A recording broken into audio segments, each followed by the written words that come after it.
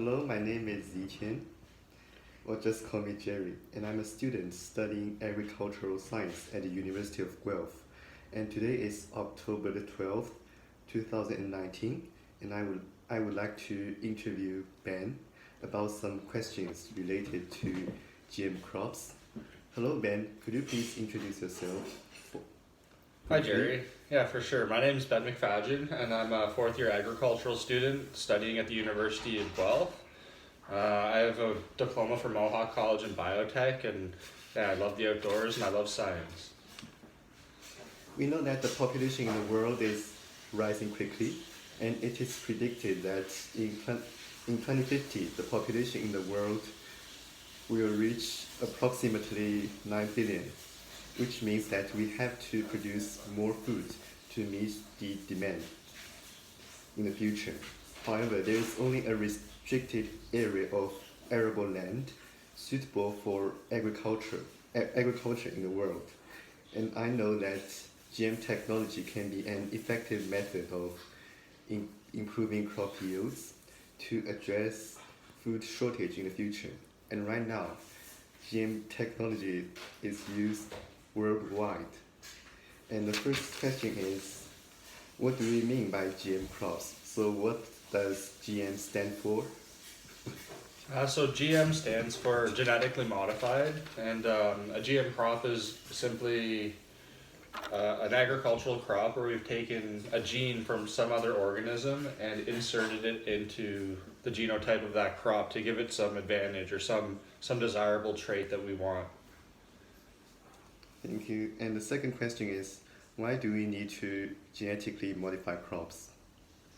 Well, we don't need to, but we can get a lot. We can get huge yields.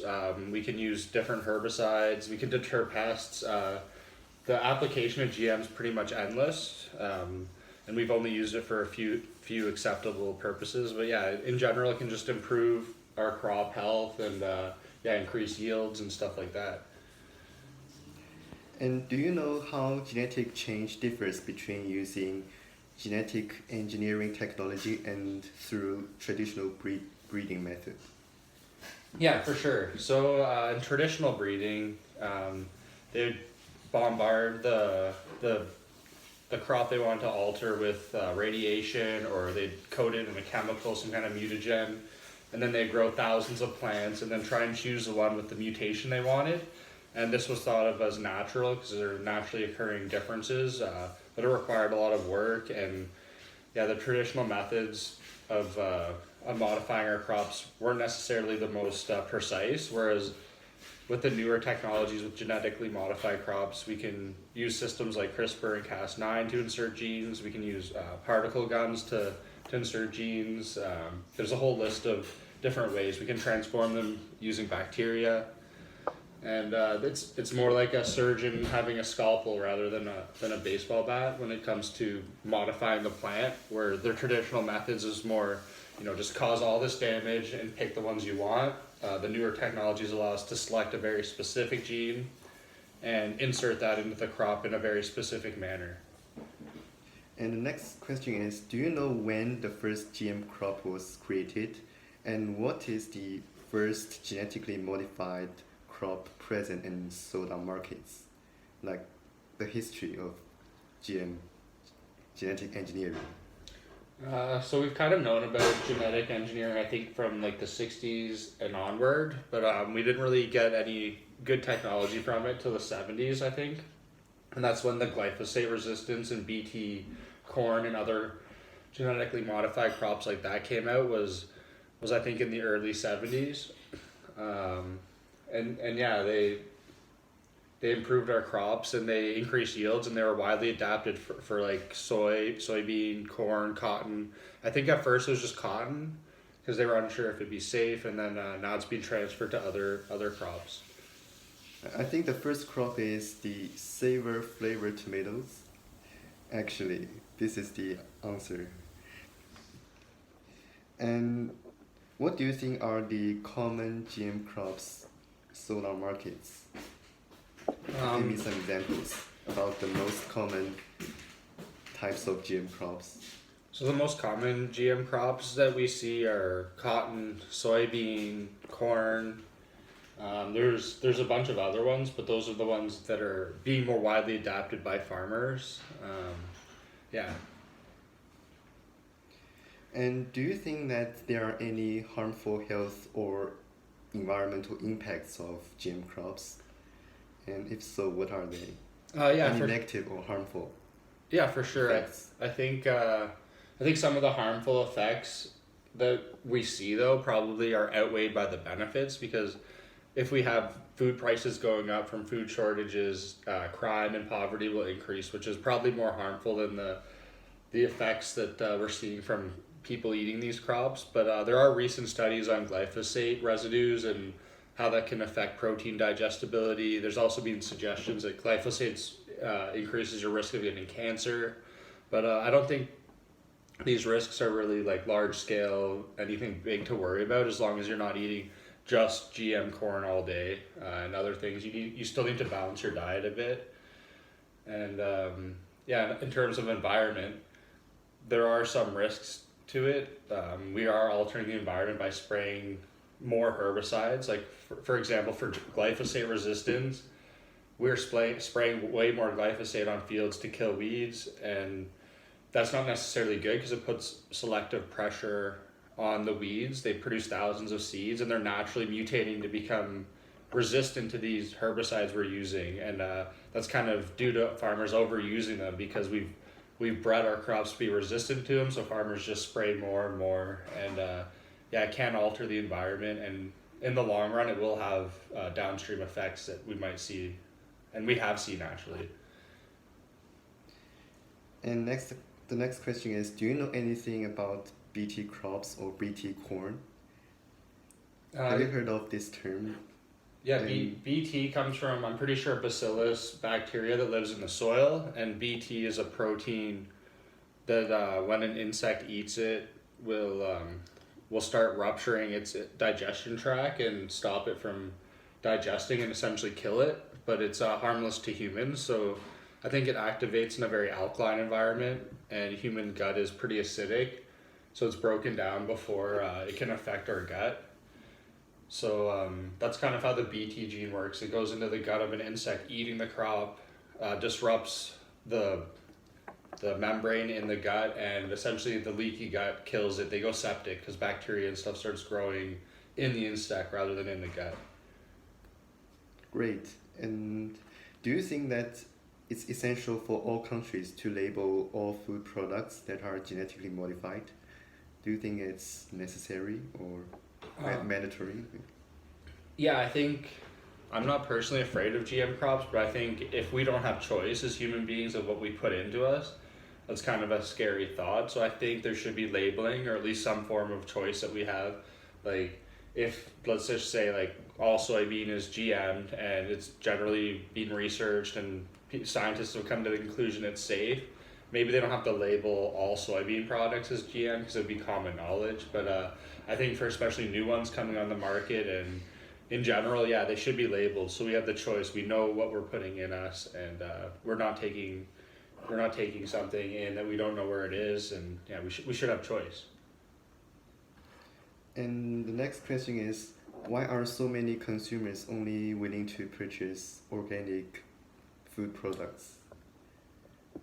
So I think a lot of consumers are afraid of the GM crop thing, and I think it's mostly because of large corporations like Monsanto that have been put in bad light in recent years. So as a media has kind of attacked Monsanto and their business practices, people have become increasingly skeptical of single companies kind of controlling all the seed and all the food we eat, because then they can pretty much dictate what we eat, and that I don't think people like that, so they're willing to pay more for organic, not necessarily because organic's better for you or healthier, but I think it's in protest against these large scale companies. And if they think organic's better for them, which it may be by all means, but if they think it's better for them, then that's probably because of the negative imagery related to it and all the fear mongering that's being put onto GM crops. And with good reason, because you know, we've only recently done this. We haven't studied them for hundreds of years, and we have no idea what they'll do in the long run and how they'll be used. So it's kind of negligent for us to just start modifying all our crop sources all at once, changing our entire food, because then we can't go back after we do that. So yeah, there's a lot of fear behind it, and for good reason, I think. But I also don't really fear the GM crops out there. I trust our scientists. So yeah, it's kind of a hot debate, and it's going back and forth and slowly developing over time. Thank you. And do you know anything about the differences between organic and GM crops? Like, what are the fundamental differences? So, in my opinion, there isn't a lot of fundamental differences, because as we discussed before with how you can modify a traditionally bred crop using irradiation or chemicals, naturally derived chemicals, to modify your plant. I think that's not much different than what we're doing with genetically modifying our plants. Instead, we're just taking a gene we want and inserting it. So it's more precise. But in the end, I don't think there's a lot of difference on the genetic side. And then, you know, if you're bombarding your plants with radiation with the traditional methods, you might have lots of other effects that aren't being seen initially. So you could be mutating the crops in ways we don't know as well. But yeah, with respect to genetically modified pesticides and stuff like the glyphosate is generally regarded as safe. And a lot of the things we use with genetically modified crops like herbicides and pesticides are probably safer than some of the alternatives.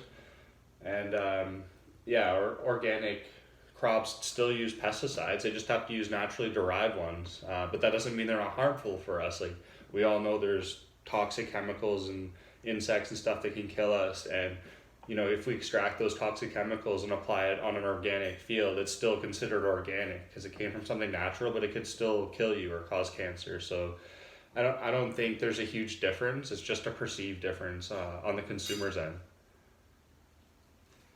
And do you think that it's safe to feed animals with GM crops?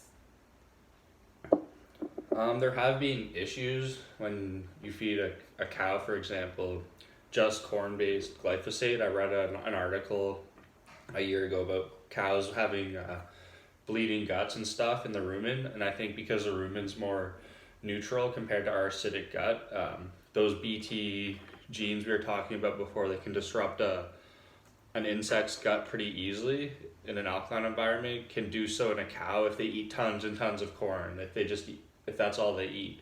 But in terms of giving a corn a balanced diet with a bit of GM corn and alfalfa and other things in their diet, it's not really had any effect, I don't think, or no scientific studies have proven any effects other than, you know, cow lots that feed just GM corn. That's the one issue I see.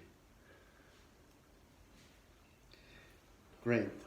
And the next question is that, do you think it's possible to transfer genes from animals to plants? Yeah, for sure. I think we've already done this, maybe not, but genetically modifying things, it's pretty much whatever we want. We're all made of the same code, so if we want to put a code that's in a human or in an animal into a plant, we could. It's just we probably wouldn't, because those genes being in the plant, they probably wouldn't have benefits to us. We'd want to express genes in the plants that would have some benefit or have something that we want. But yeah, we definitely could.